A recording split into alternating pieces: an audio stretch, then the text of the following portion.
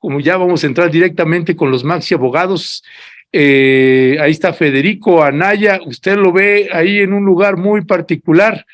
Bueno, pues ahorita nos va a contar, pero el ciudadano magistrado pues anda en la Perla Tapatía. Buenos días, ciudadano magistrado. No hay audio, no hay audio.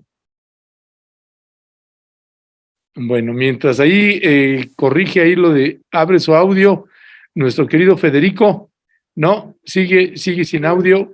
Bueno, mientras abre el ciudadano magistrado, también David Peña anda en tránsito, se va a comunicar también, se va a enlazar con nosotros vía telefónica, así que uno vía telefónica, el otro anda en la Perla Tapatía y ahí está ya. No sé si eso es el aeropuerto, no, la terminal de autobuses, el aeropuerto, quién sabe dónde anda. Aeropuerto de Guadalajara. Aeropuerto de Guadalajara. Órale. Buenos días, ciudadano magistrado. Buenos días. Acá desde la Perla Tapatía, como bien dijiste. Eso es todo. Bueno, David Peña, que va a una audiencia, se va a enlazar ahorita con nosotros vía telefónica. Pero bueno, entrando en materia, mi querido Federico, pues estuviste en la marcha acá en la Ciudad de México. Nosotros también tenemos ya un reportaje ahí preparado que lo vamos a lanzar en un rato más. Pero bueno, Federico, ¿cuáles son tus impresiones, la valoración que hay otra vez la guerra de cifras? Y pues de pronto son como los altos contrastes, ¿no? Decía Martí Batres, no, pues es que la marcha del 13 de noviembre de los de la derecha pues fue de 12,000 y esta marcha, dice la ciudad, el gobierno de la Ciudad de México, pues es de 1,200,000, así que una de 12,000, una de 1,200,000. ¿Cuál es tu valoración, Federico, más allá de que ahorita hablemos del fondo de la marcha y lo que ahí encontramos de los que estuvimos ahí? ¿Cuál es tu valoración sobre esto, Federico? A ver, con la escala original que utilizó Martí, es decir, que el 13 de noviembre hubo 12,000 asistentes, por lo menos el día de ayer tuvimos 24,000 con la misma escala, o sea, el doble. Yo quisiera recordar que el Zócalo, toda la plancha del Zócalo bien rellenita, son 180,000 personas. Pero lo cierto es que durante las 6 horas que estuvo caminando la gente, tuvimos varios momentos en que el Zócalo estaba no completamente lleno, pero sí con mucha gente, y aparte la gente seguía caminando tanto en Reforma como en la Alameda, como en las calles que van hacia el Zócalo. Por lo tanto, a ver, a mí me parece que en la comparación es obvio que la convocatoria final que tuvo el gobierno el día de ayer es mucho más grande que la de la oposición el 13 de noviembre. Eso objetivamente es la realidad. Ahora, una cosa que también hay que ser muy objetivos es que tanto la marcha del 13 de noviembre como esta, hubo elementos institucionales de organización. Y eso es una manera muy linda de decir acarreo. Y ojo, no habría que tenerle miedo a la palabra porque es incluso muy natural que las personas se organicen colectivamente para llegar a los lugares. Y a veces no falta para el 13 de noviembre un empresario, me puedo imaginar, que pone un camión y eso sería acarreo. Pero es organización también. Y lo mismo pasó el día de ayer. Pero más allá de la capacidad institucional, lo que yo sí noto es que hay una espontaneidad mucho más grande en el caso de la marcha de ayer que la del 13 de noviembre. Hay, por decirlo con las palabras que le gustan a Andrés Manuel, muchos más solovinos en la de ayer que en la del 13 de noviembre. Ojo, solovinos también hubo en la del 13 de noviembre. La señora que dijo cosas terribles acerca de los indios patarrajadas de Macuspana, es una solovina. Es obvio que Claudio X González no deseaba que ella dijera eso porque es completamente inapropiado para la causa que estaba organizando Claudio X González. Es una solovina y es ahí, y llegó sola. Bueno, hay muchas más personas solovinas en la marcha de ayer que en la del 13 de noviembre. Y ese es el músculo que se pretendía mostrar. Y eso es bueno. Las calles están abiertas para todos, para las derechas y para las izquierdas, y es un espacio en el que tienen que confrontarse. Ya, gracias, mi querido Maxi abogado Federico Anaya. Ya se está incorporando también el otro Maxi abogado, David Peña, a quien le haría, además de darle la más cordial bienvenida a nuestro querido David, pues mismo planteamiento que le hacía en el caso de que todavía no pues, estuvieras escuchándonos, pues Martí Batres en la marcha de ahí organizada por Claudio X González y compañía del 13 de noviembre pasado, hablaba de 12,000 personas, y en esta dice el gobierno de la Ciudad de México que era 1,200,000. Más allá de que ahorita entremos a profundizar sobre el significado de la marcha, ¿cuál es tu valoración en ese sentido, mi querido David? Buenos días. Gracias, buenos días. ¿Se me escuchan? Sí. Perdón, voy manejando, entonces, pero ahí voy pendiente. Entonces, a ver, primero yo creo que el tema de la discusión numérica, habíamos colocado la vez anterior, hace 2 semanas, justo que hacíamos el análisis de la otra marcha, que meterse al tema de las cifras era complicado, digamos, ¿no? En términos incluso de proyección. Habíamos dicho que era evidente que no eran 12,000 personas hace 15 días, que eran muchas más, y probablemente yo sí me atrevería a decir también que tampoco eran 1,000,000 ni más de 1,000,000 de personas el día de ayer, pero bueno, yo creo que las cifras además juegan con una suerte del ideario colectivo, de ver, sí, de medir músculo, pero a mí me parece mucho más el tema de la capacidad de convocatoria que justo colocaba Federico, y ahí a mí me gustaría, si están de acuerdo, hacer o partir de un análisis, digamos, equilibrado o desde el mismo punto de partida del que inicié hace 15 días la marcha la marcha de defensa del INE, y esta del INE no se toca, para tener, digamos, un parámetro, un punto de comparación. Y hace 15 días, si recuerdan, intenté hacer una aproximación del análisis a cómo habían jugado el papel los medios de comunicación, cuáles habían sido los encabezados, cuáles habían sido el discurso, el mensaje que se mandaba a través sobre todo del mainstream de medios de comunicación, de este concentrado de medios de comunicación que se replica en medios de comunicación digitales. Hablaba de los medios impresos y que a su vez tiene un eco, yo creo que más difuso en las redes sociales. Aquí me parece importante justo sí, igual colocar la capacidad de convocatoria orgánica. Esa me parece que es absolutamente respetable, plausible de la invitación que se haya hecho a la gente y que la gente haya acudido a manifestarse por su propia convicción, por su propia decisión, por simpatizar con el presidente o con el movimiento de la Cuarta Transformación. Me parece que hubo muchas personas, yo tampoco podría decirlo en porcentaje, pero miles de personas que acudieron el día de ayer por esta simpatía natural o por esta, digamos, proximidad o acompañamiento con la 4T. Pero sí, efectivamente hubo otros, y no me meto al tema de la movilización o de los transportes o del acercamiento de la gente para la marcha, sino al tema de nueva cuenta en medios de comunicación. ¿Qué mensaje se manda en medios de comunicación?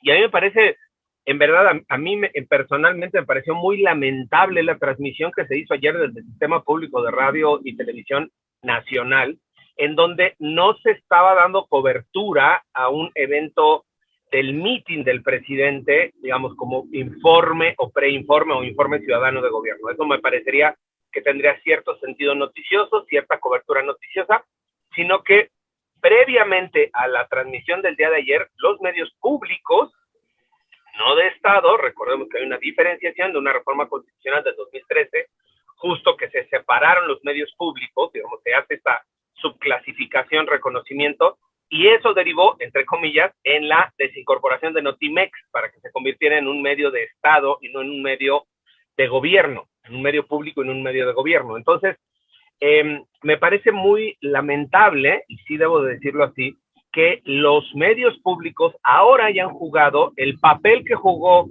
los medios privados para la convocatoria de la marcha anterior, ahora del lado de los medios públicos, con una diferencia, y aquí cierro este primer saque, de que los medios públicos son públicos, no de gobierno, son de Estado, no de gobierno, y por lo tanto no tendrían que estar haciendo esta serie de anuncios, invitaciones, acompáñenos a la marcha, si usted gusta ir a la marcha, vamos a la marcha, es muy importante ir a la marcha. No hice el recuento de las expresiones que se estuvieron diciendo en estos días, pero eran expresiones muy, digamos, muy en este sentido de estar utilizando ahí sí los medios públicos con recursos públicos para invitar a la gente a sumarse a la convocatoria de la marcha.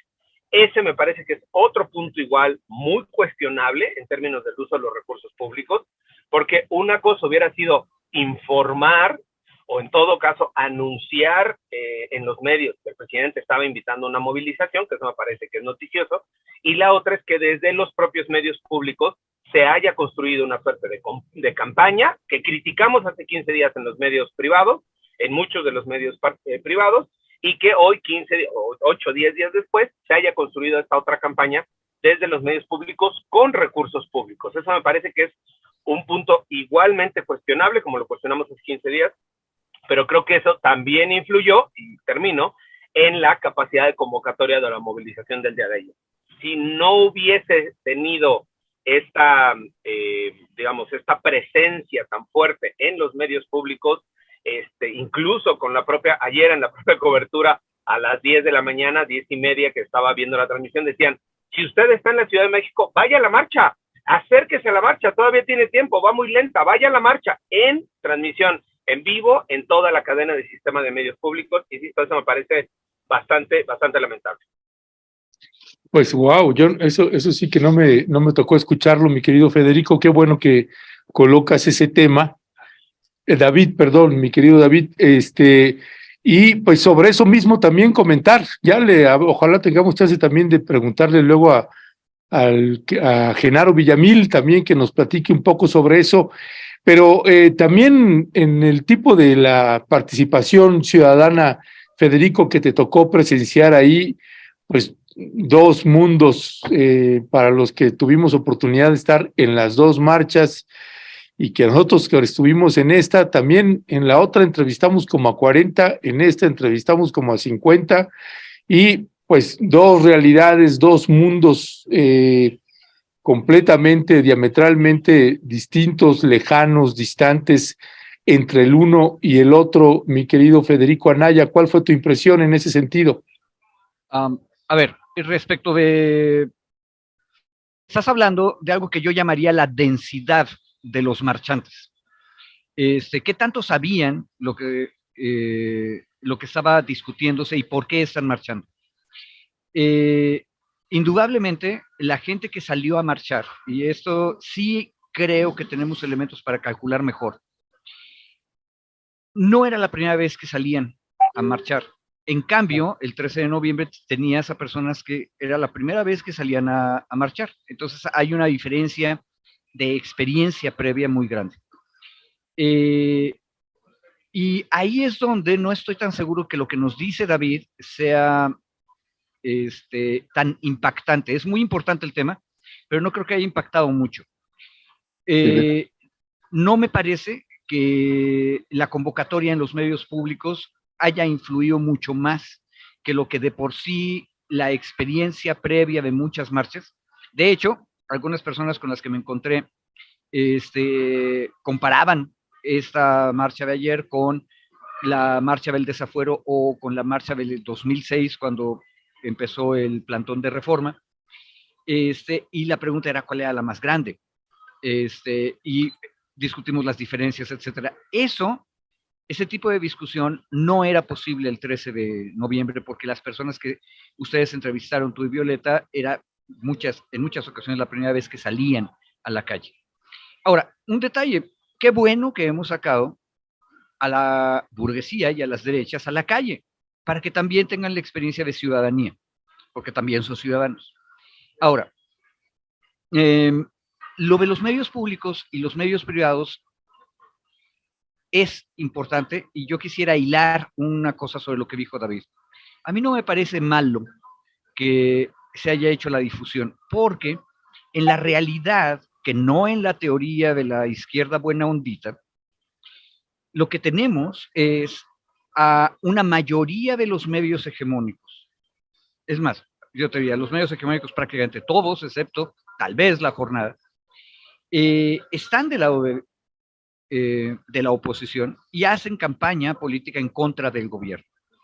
Si nos tragamos completo en ese momento el discurso de los medios del Estado deben ser absolutamente neutrales, lo que estamos haciendo de facto, David, es dejar que ganen la batalla mediática los privados, es decir, la derecha.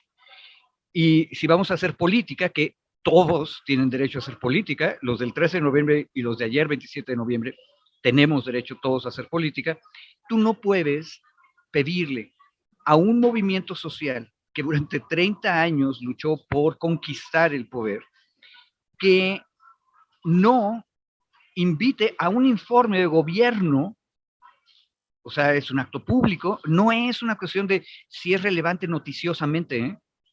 Es un evento público. Y ojo, termino con eso. No tenemos manera de comparar porque los gobiernos priistas y los panistas realmente nunca convocaron a un equivalente, o sea, a un informe público donde la gente vaya en público, en masa, a escucharlos, porque nunca lo hacían.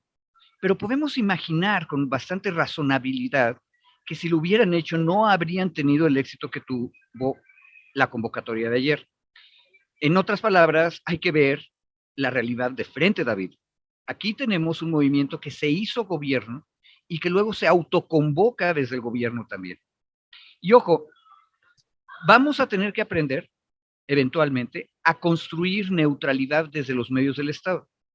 Pero hacerlo en ese momento, como la izquierda buena ondita nos lo está pidiendo, es entregarle el campo de batalla mediático a la derecha. Y eso es suicida.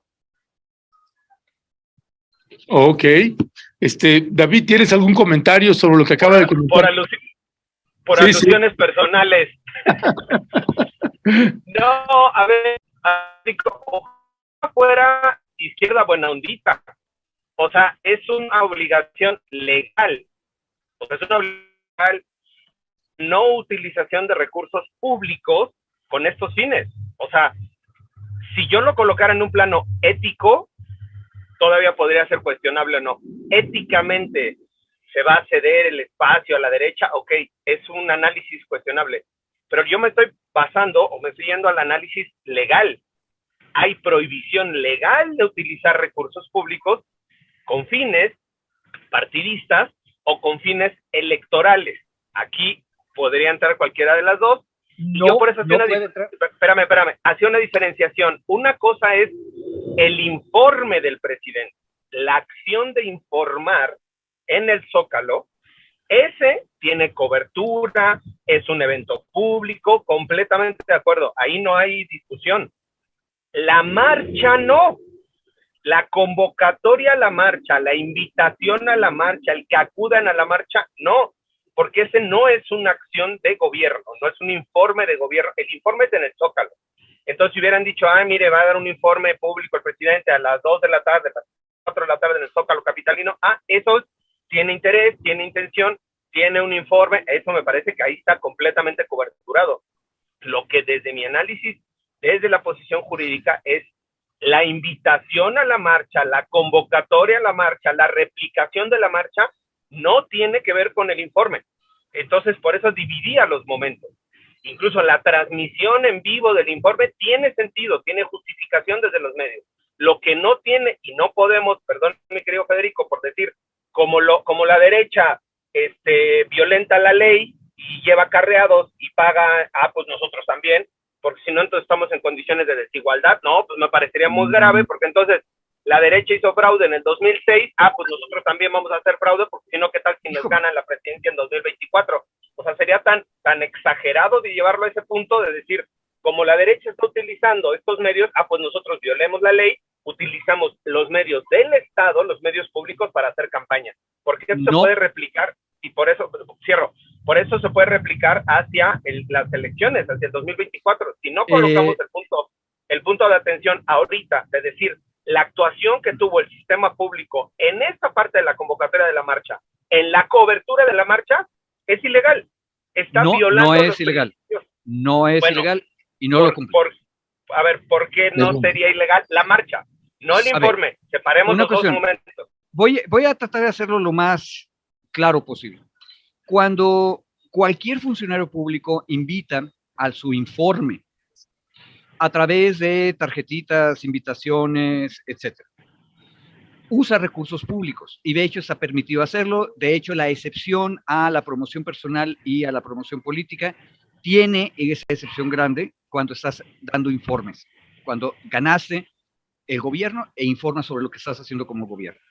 Y, ojo, la tarjetita con la cual invitaron al señor don Marqués de San Francisco a que vaya al Palacio Legislativo para oír al señor gobernador de Tlaxcala, no es uso ilegal de recursos públicos. Ahora, si yo sé que estoy invitando no al Marqués de San Francisco y a 200 gentes más, sino que estoy invitando a entre 60,000 personas y 600,000 personas, tal vez 1,200,000, que es la otra cifra, lo que tengo que hacer es decirles que no hay recinto en donde quepan, que el informe se va a dar en el Zócalo y que para llegar al Zócalo es necesario que hagan un recorrido y entonces pueden tener lugares en donde reunirse. Y de hecho eso, compañero David, es la marcha. Entonces, igual que es legal invitar con una invitación impresa a alguien a que vaya a escuchar un informe, es perfectamente legal invitar a ir a la marcha. Lo que sería ilegal es obligar a la gente a que vaya a la marcha. Y eso es precisamente el punto donde deberíamos estar discutiendo. Y es un punto en el que nadie en la derecha se ha atrevido a decir que la mayor parte de los que estaban ahí estaban obligados. Entonces, hay que tener mucho cuidado, David, porque en realidad no es, ojo, es un acto de gobierno, es un informe de gobierno, es una invitación al informe. No es un acto partidista. No, yo diferenciaba, Federico, por eso. El acto del informe como tal en el Zócalo, ese me parece que es claro, es legal, ese no tiene bronca. Los otros 3 informes que ha dado el presidente se han dado en el Zócalo? Pues sí. Claro, y los otros 3 informes fueron precedidos de una convocatoria, una marcha, movilización. Hoy este informe, tú me dices, para llegar al Zócalo es necesario que vayan en la marcha. Pues creo que no. No, y mucha gente no fue a la marcha, sino se fue directo al Zócalo. Una cosa, la convocatoria de los medios públicos no puede ser a la marcha. A ver, por supuesto que sí, porque estás invitando a la gente al informe. Al informe en el Zócalo. ¿Por qué las convocas en la Diana? Porque calculo que va a haber muchas más personas que las que pueden caber en el Zócalo, las calles aledañas y la Alameda, que fue lo que de hecho ocurrió, David. Y entonces las dices que se concentran en las inmediaciones del Zócalo. O pones pantallas en el Monumento a la Revolución y que lo sigan ahí. No dices, véngase gente, véngase desde Reforma, vénganse, súbense. Eso no lo puede hacer. Compañero David, eso fue lo que pasó, se pusieron pantallas en los lugares donde tú dijiste, para que la gente que no quería marchar, sino oírlo en otro lado, lo oyera. A ver, no estamos saliendo de la analogía perfecta de voy a estar en un auditorio, voy a dar un informe, hago invitaciones por escrito y se las mando a las personas que caben en el auditorio. Estoy invitando a todo mundo y estoy usando los recursos públicos de manera correcta, porque no es un acto electoral y no es un acto partidista. Ahora, el problema en serio de la izquierda buena ondita es que se creyó el discurso supuestamente neutral del derecho burgués y se le olvida que los gobiernos son producto de la lucha política y los gobiernos tienen bandería política. Una cosa bien interesante que vi en un chat de exalumnos maristas, lo siento, soy exalumno marista, es que alguno de ellos decía, es que esto es político. Pues claro que es político. Y como si lo político fuera feo, malo. No, y es partidista, y es faccioso.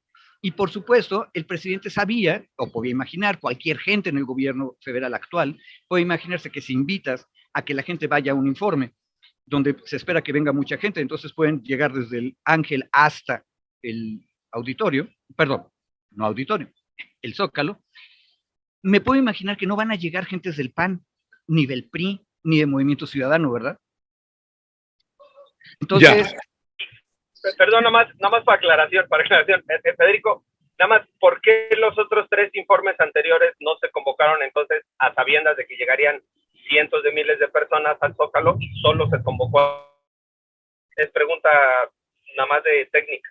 Tú me dices que es normal que se haga, ¿por qué no se hizo los 3 años antes? muy sencillo, porque no convenía políticamente. A ver, estamos haciendo política, David. Solo los ingenuos creen que poniendo las cosas en la ley se vuelven neutrales políticamente. No, el derecho jamás es neutral. O sea, si fuese Felipe Calderón o Peña Nieto y hacen exactamente lo mismo, entonces ¿está bien, Federico? Sería perfectamente legal. Lo que yo creo es que no tendría la misma capacidad de convocatoria y por eso no lo hacían. Bueno, pero sería legal el uso de los medios públicos absolutamente por parte del gobierno priista, gobierno panista. Una cuestión, me hago cargo de lo que estoy diciendo. Lo que estoy diciendo le sirve a todos. Lo preguntó Ernesto. Por supuesto que sí. No, por supuesto que sí. Bueno, si les parece, hay otros temas también ahí de la marcha que me gustaría abordar y yo creo ahí que habrá que revisar, mi querido abogado magistrado, porque la ley es la ley, pero bueno, pues estoy entre abogados, así que pues si eso dice, pues eso es, ¿no? Y si hay violación, pues hay violación. No sé si esa parte tendría que ser, también tendría que interpretarse o cabe la interpretación ahí, mi querido Federico y mi querido David. Pero bueno, si les parece, lo dejamos todavía para seguirlo abordando en otro momento y pues ponemos aquí los artículos, lo que se dice específicamente y ya que que la gente lo pueda también interpretar. Por lo pronto también me gustaría pasar también, David, hay un discurso, pues si hablaba ahora el presidente, pues reiteró de manera ya muy categórica, por si alguien todavía tenía duda, no reelección. Pero ahora habló del humanismo mexicano, y es otro concepto que empieza a manejar el presidente, que empieza a intentar desarrollarlo. Puede sonar abstracto en algunas personas, otro tiene un sentido político pues también interesante e importante que creo que valdría la pena también ahondar. No sé cuál es tu valoración sobre ese discurso que dio David. Mire, yo creo que en la parte hay momentos, 2 o 3 momentos en el discurso, aunque parece que son de análisis. La mayoría, digamos, fue un recuento de las acciones que ha venido informando de forma recurrente, que parece, digamos, que está bien. Puede ser un recuento de lo ya dicho en muchas ocasiones, pero bueno, al final, entre mayor información pueda tener la gente, que llegue a mayores oídos y a mayores ojos, siempre ayuda, ¿no? Siempre hay que tener información. Este tema del último, del humanismo mexicano, que yo no lo ubicaba igual como parte del discurso, no acabo de entender exactamente a qué se refiera o qué se entenderá por eso.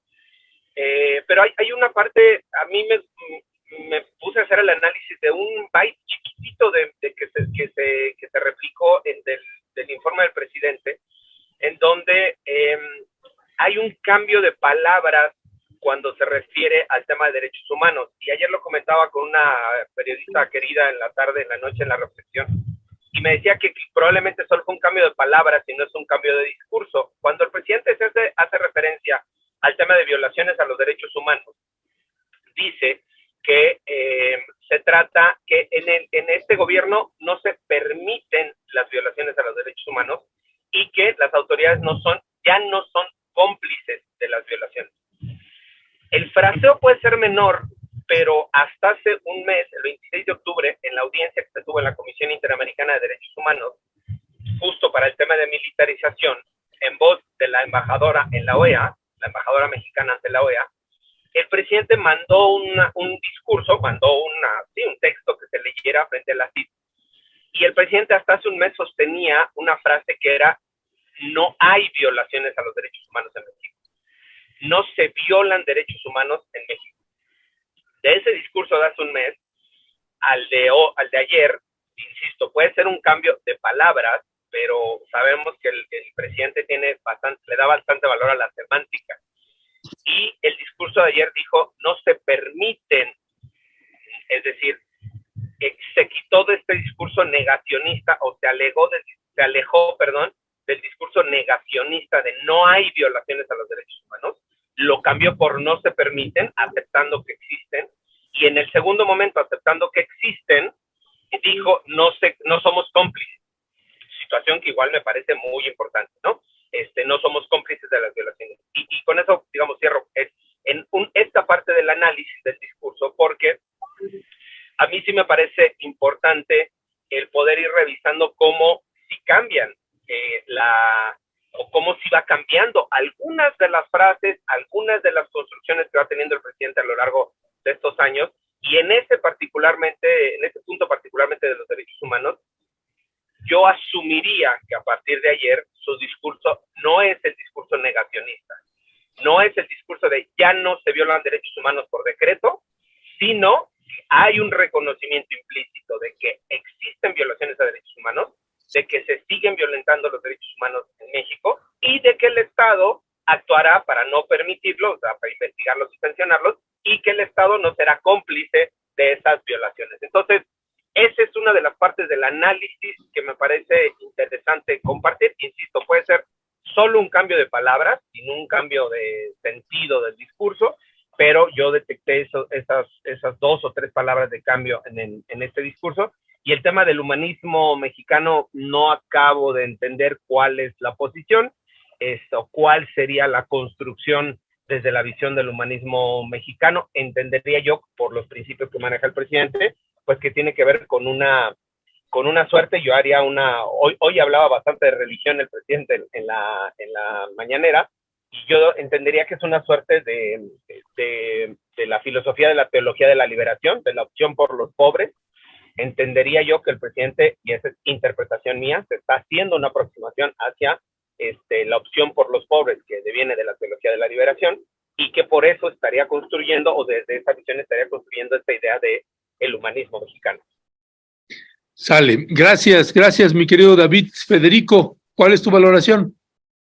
A ver, primero, una felicitación a David, porque en varios programas, cuando él nos ha comentado qué les contesta la Cancillería de Andrés Manuel López Obrador, encabezada por Marcelo Ebrard, en los casos de violaciones de derechos humanos en el sistema interamericano, David nos ha dicho cómo el viejo discurso negacionista seguía ahí. Y nos acaba de dar el ejemplo, David, de hace muy poquito tiempo. Y ahora lo que vemos es que finalmente los golpes, que no solo David y su grupo, sino todos los casos que se están litigando en el sistema interamericano, han tenido finalmente éxito. O sea, era muy obvio que si los seres humanos son seres humanos y no ángeles, no hay manera que cualquier gobierno deje de violar derechos humanos. La diferencia fuerte es si nos hacemos responsables o no de eso, si somos cómplices o no de la violación estructural. Y yo creo que aparte de la lucha que han dado los abogados como David en el sistema interamericano, también hay otras cosas como la lucha que vieron las papás y los mamás de los 43 y toda la batalla que tú, Ernesto, has estado documentando bien adentro del gabinete respecto de la verdad de Ayotzinapa, o antes cuando discutimos la verdad acerca de la Guerra Sucia. Hay un detalle, con todo y todo, lo cierto verdadero es que en la presa de Boquillas, en la crisis que tuvimos en Chihuahua hace 2 años, hubo un abuso, una violación de derechos humanos, derecho a la vida de un chihuahuense, y se atacó, se puso en peligro la vida de su mujer. Esas personas, aunque sean guardias nacionales y hubiéramos esperado lo mejor de ellos y que fueran perfectos y angelicales, no lo son, violaron derechos humanos y deben ser procesados. Entonces, el cambio se lo debemos a gente como David. 1. 2, es un cambio importante, y yo creo que no es nada más eso, sino también que el sector progresista de izquierda del gabinete se está dando cuenta que finalmente llegamos al mero punto raíz del asunto. Ya no podemos seguir diciendo no hay violaciones, que eso es otra vez discurso suave para ocultar a los que están violando derechos humanos y no quieren hacerse responsables. En este caso, las Fuerzas Armadas. Entonces, paso adelante. Segunda cosa que yo quería decir es, esta cuestión del humanismo, paradójicamente es un intento de volver a crear la gran coalición multi-ideológica. Porque al mismo tiempo que David lee Teología de la Liberación, el problema es, si vamos a hablar de liberación, ¿por qué no usar la palabra liberación? ¿Por qué usar humanismo? Porque es un poco más neutral y con eso, preparando el siguiente encuentro electoral constitucional, es conveniente no declararme liberacionista porque inmediatamente mis contrarios me van a calificar de socialista y de comunista. ¿Por qué? Porque la teología de la liberación es también la de los cristianos por el socialismo, o sea, hay que tener la memoria completa. Entonces el humanismo suena más neutral y puede jalar más a los miembros no completamente socialistas de la coalición obradorista. Entonces, a mí no me gusta la idea, el humanismo tiene la desventaja de ser demasiado abstracto y uno decir cosas, es mucho mejor el discurso liberacionista. Y el Instituto Nacional de Formación Política está bien claro en eso. Una y otra vez hila sobre la obra de Enrique Dussel y de otros liberacionistas latinoamericanos. Entonces, digamos, en ese punto sería mucho mejor decir con toda claridad, el obradorismo y Morena son un movimiento liberacionista que está en liga, en alianza con el resto de las izquierdas latinoamericanas, o para hablar el lenguaje completo, nuestroamericanas. ¿Cuál es el problema de usar ese lenguaje? Que de alguna manera excluyes a los sectores de centro y burgueses que preferirían ser simplemente considerados humanistas. Ya, gracias, mi querido Federico. Déjenme leer algunos de los comentarios de la audiencia que nos están escribiendo. Claudia de Lara, ¿y qué es eso de la policía celestial? Dice Vinilo, que le pregunten a los padres de los 43 o a los familiares de los desaparecidos por todo el país o a las comunidades autónomas y desplazadas si este gobierno con su escudo militar es humanista. Y déjenme nada más me detengo en eso, Federico, David, porque precisamente el viernes pasado acabo de entrevistar al abogado, que ustedes lo conocerán, del Comité de Derechos Humanos de Nuevo Laredo, Tamaulipas, Raimundo Ramos, y pues me narra el caso de estas dos mujeres que fueron masacradas por integrantes del ejército mexicano en una persecución el 31 de octubre, es decir, hace veintitantos días, en una persecución a algunos integrantes de la Tropa del Infierno, del Cártel del Noreste, y pues los militares abrieron fuego y mataron a los integrantes del cártel, y entre esas había dos mujeres que estaban amarradas de manos y tobillos y perdieron la vida. Y no ha habido un solo informe, ni un reporte del ejército mexicano al respecto. No se sabe la identidad de las mujeres y entonces ahora ya las quieren mandar a la fosa común. Y este abogado pues está tratando de impedir que se manden a la fosa común hasta que se identifique a estas dos mujeres que perdieron la vida. A propósito de esto que decías, Federico, de pues lo que está diciendo el presidente, pues es que a propósito también de lo que señalaba David, de que pues ya no está en una actitud negacionista, pero sí de hacerse cargo, pues no se ve que se estén haciendo cargo. Si ya pasó casi un mes, pues debería de haber una concordancia entre lo que se dice y lo que se hace, me parece, en ese sentido. Pero además David, ahí de que te pedirte tu punto de vista en ese sentido, también me gustaría una valoración de ustedes, tratando de contrastar, o sea, es decir, una vez que se dio una marcha del día 13 y la marcha del día de ayer 27, finalmente ¿Qué sacamos de ahí, no? ¿Qué conclusión sacamos de estas dos marchas y del escenario que podría venirse? ¿Para qué nos sirvió a unos y a otros ambas marchas? David Peña. Perdón, mi estimado. Sí, es que se me desconectó. ¿Puede empezar Federico para escuchar la pregunta? Es que me desconecté justo ahorita que estabas leyendo los comentarios. Perdón. Okay. Sí, cómo no.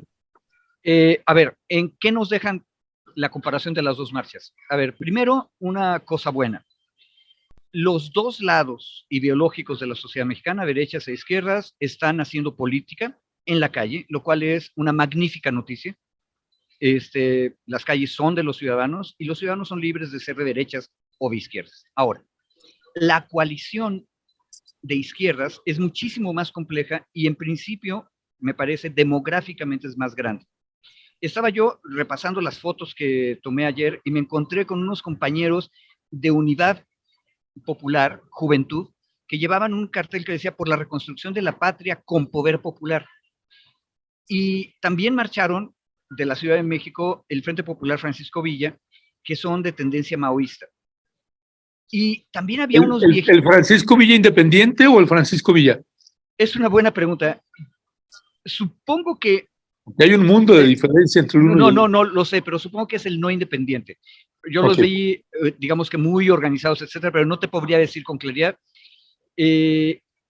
Pero cualquiera de los dos, aunque hay un mundo de diferencia, como bien dices, entre ambos, son de origen maoísta y de organización de base radical.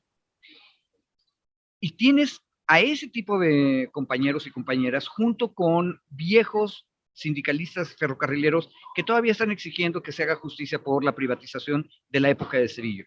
Y estaban los compañeros del SME con estandartes de estilo Revolución Mexicana porque están cumpliendo 108 años de la existencia de su sindicato.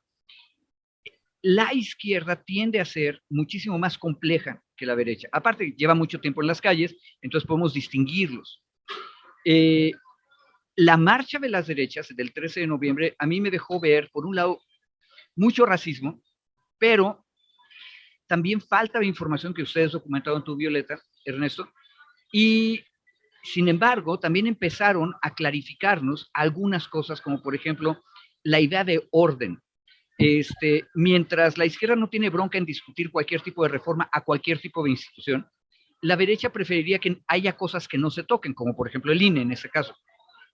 Pero en las conversaciones que siguieron después de la marcha del 13, en este espacio de compañeritos de las escuelas maristas, una cosa que a mí me sorprendió es que los compañeros empezaron a articular en serio, de veras, el viejo pensamiento católico integrista donde dice la sociedad es una sociedad orgánica, donde hay una cabeza, hay un brazo, hay piernas, y entonces cada quien tiene un lugar en la sociedad y eso es lo que queremos porque hay que defender la unidad nacional, la unidad de la sociedad. Ese es un discurso muy antiguo, es medieval europeo, pero es válido y si la gente quiere pensar que el mundo debe organizarse así, se vale que lo diga.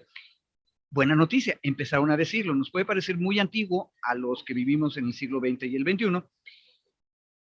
Si fuéramos del XIX también nos parecería antiguo, pero de todas maneras es importante que lo estén haciendo. ¿Qué nos dejan las marchas? Un debate público que no teníamos hace muchísimo tiempo.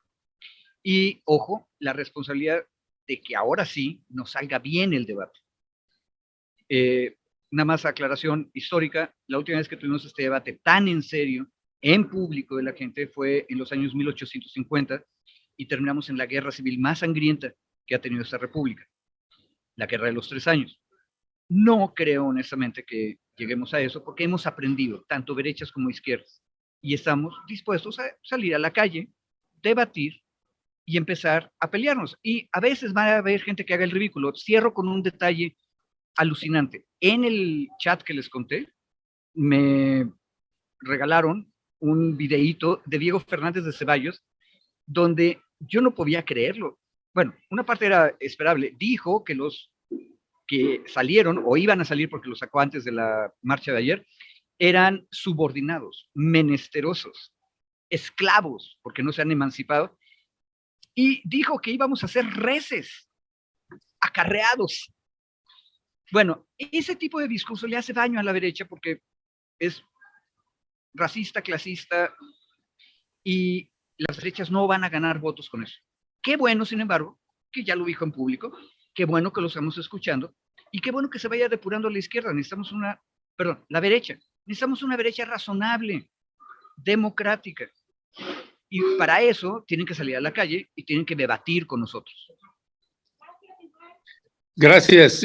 Sí, le había hecho este planteamiento de David, te había planteado, pues, ¿qué sacábamos? ¿En qué nos beneficia? ¿En qué nos perjudica? ¿Qué conclusiones podíamos sacar una vez que se dieron las dos marchas, la del 13 y la del 27? Y también retomaba un poco lo que habías hablado tú del cambio de discurso del presidente de cambiar el negacionismo por asumir de que pues sí se llegan a cometer derechos humanos. Cuando Federico señaló que pues sí, que ahora el gobierno se hacía cargo de lo que estaba diciendo, de que sí había violaciones a derechos humanos, retomaba yo la entrevista que le hice al abogado Raimundo Ramos del Comité de Derechos Humanos de Tamaulipas este viernes pasado, donde pues precisamente está llevando el caso y tratando de impedir que el ejército, que el gobierno de Tamaulipas, pues mande a dos mujeres que fueron asesinadas por integrantes del ejército mexicano el pasado 31 de octubre, es decir, hace 28 días, y que estaban persiguiendo a integrantes de la tropa del infierno, del cártel del noreste, y dispararon y masacraron ahí a los integrantes en una ráfaga de disparos en el vehículo, en la camioneta que llevaban, y había dos chicas que estaban atadas de pies y manos y que fueron también masacradas, y como no se ha podido identificar los cuerpos, pues las están queriendo enviar a la fosa común porque nadie ha reclamado los cuerpos de estas dos chicas, y que el ejército mexicano pues no ha hecho ni siquiera un comunicado. No hemos visto a nadie en la mañanera, tampoco al subsecretario de Seguridad, hablar o señalar algo al respecto. Simple y llanamente es como si hubiera pasado nada en ese sentido, y por eso es lo que señalaba, que pues una cosa es lo que se dice y otra cosa es lo que sigue pasando, ¿no? Más allá del cambio de discurso. Y esos dos puntos son los que colocaba David. Gracias. Sí, bueno, a ver, yo creo que en el tema primero la grande de la pregunta de qué nos dejan las marchas, las movilizaciones, a mí me parece que igual es una muy interesante ejercicio de libertad de expresión, de libertad de asociación, de reuniones. Me parece que es, digamos, lo plausible, o uno de los puntos donde no podemos tampoco irnos hacia un lado o hacia el otro, es que tanto en la marcha del 18 como en la de ayer había gente que legítimamente creía en lo que estaba, a lo que iba, o sabía lo que iba, creía en lo que iba. Y bueno, si bien es cierto, en la marcha del 18 muchas de las entrevistas era gente que estaba en un discurso muy abstracto, ¿no? Como muy general de estoy a favor del INE porque la reforma de Andrés Manuel es mala.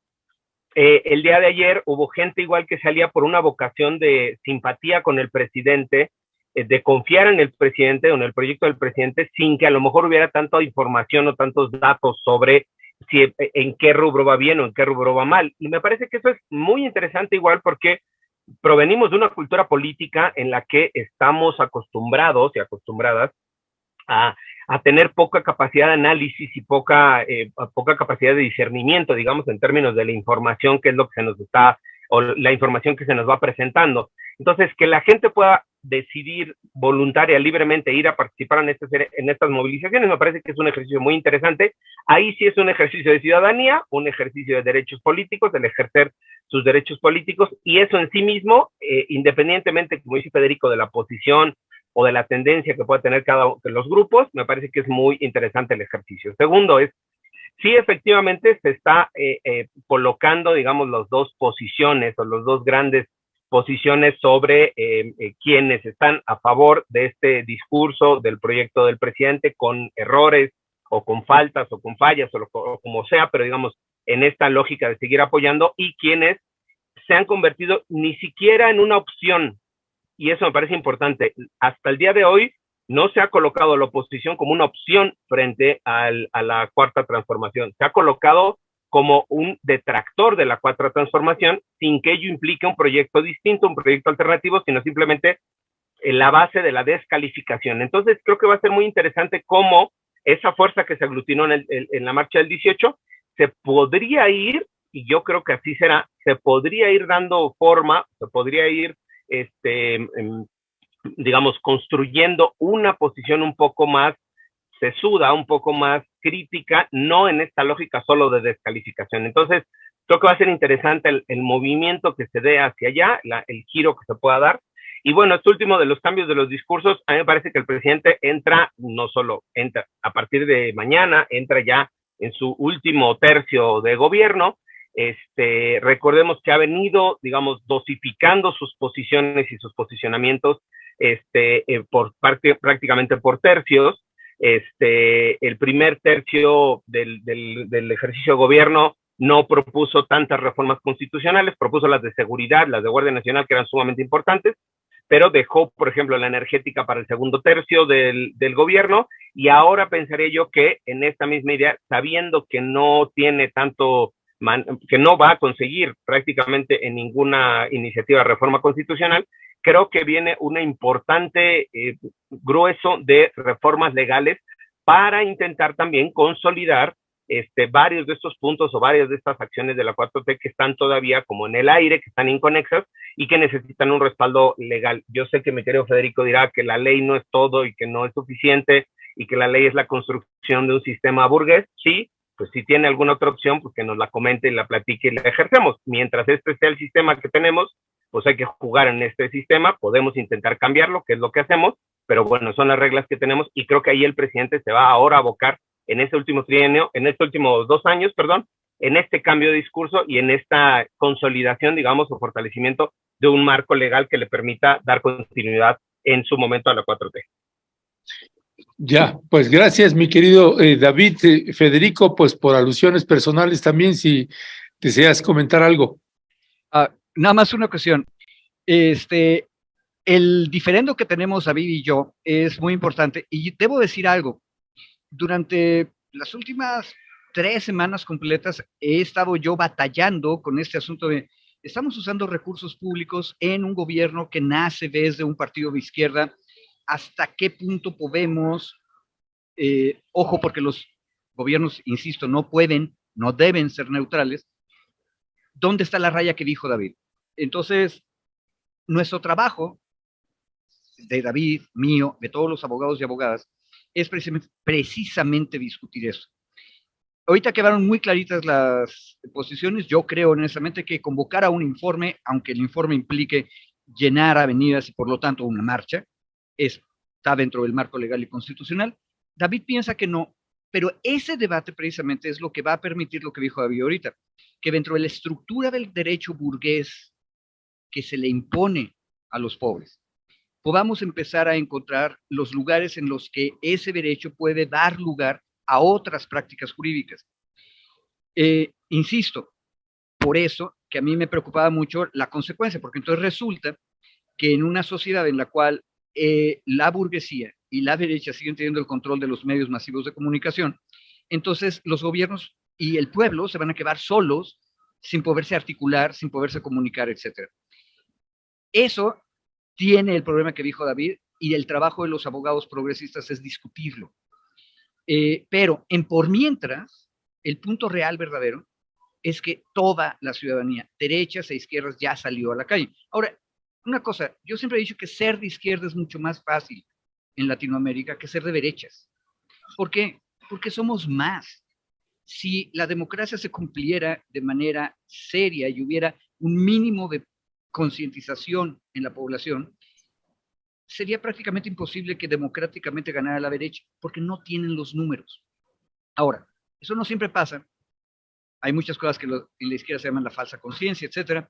Pero qué bueno que estamos en las calles todos discutiendo. Yo creo que en el largo plazo lo que va a ganar es la izquierda. Y un discurso que va a convencer incluso a los más recalcitrantes en la derecha de que hay cosas razonables Uy, Dios. que hay que asegurarle a todas las ciudadanas y a todos los ciudadanos, no importa el color de la piel, no importa el ingreso y no importa la clase social o cultura que tenga. Eso es razonable. Federico, perdón que te interrumpa ahí. ¿Tú sí consideras que somos mucho más gente de izquierda en el país que de derecha? ¿Esto también es antes del 2018 o después del 2018 es que tienes esa impresión? A ver, lo clarifico. Yo siempre he dicho, tú me has oído muchas veces decir que la izquierda mexicana es un buen tercio del electorado, o sea, un 33%. Sin embargo, el éxito electoral de Andrés Manuel demostró que hay un horizonte sobre el que esa izquierda puede expandirse y que puede llegar a un 53%, que fue lo que ganó él. Si te fijas, se parece mucho a los resultados electorales brasileños. ¿Por qué las derechas, siendo minoritarios en términos de, las burguesías son diminutas en Latinoamérica, tienen de todas maneras la mitad de los votos? Porque tienen el control del aparato legal, del aparato de la comunicación, de la tradición. La izquierda tiene que luchar en contra de todo eso e ir expandiendo su propio voto. Eso es lo que ha hecho el obradorismo. Por eso yo entiendo que ahora no digamos liberacionismo, sino digamos humanismo, porque tenemos que invitar a muchas más personas y en el camino, en la marcha, irlos convenciendo de que hay otras luchas mucho más complicadas que se pueden resolver más fácilmente desde una visión de izquierda más clara ideológicamente. Entonces, yo creo que el buen tercio de la izquierda mexicana sigue estando ahí, que el obradorismo le permitió desde 2018 expandirse hacia la mitad, que es un gran avance. Ahí fue donde recuperamos a los viejos nacionalistas revolucionarios que andaban perdidos todavía y quedaban en el PRI por ahí. Por cierto, una cosa que me sorprendió, vi a muchos cuadros concretos del CENTE en la marcha de ayer, especialmente de San Luis Potosí, Coahuila, lo cual significa que se está desgajando el lado izquierdo de muchas instituciones que siempre habían sido clásicas de la opresión de derechas. Pero yo insisto, tenemos un buen tercio y nos estamos expandiendo, lo cual es razonable. Si el mundo fuera bueno y estuviera bien organizado y tuviéramos un nuevo sistema de derecho, la izquierda en un país como México o como Brasil o como Colombia tendría que tener el 70% de los votos asegurados de inmediato, porque los pobres estarían organizados en su partido que naturalmente les corresponde. Pero eso todavía no pasa. Di tú que estamos llegando a la mitad.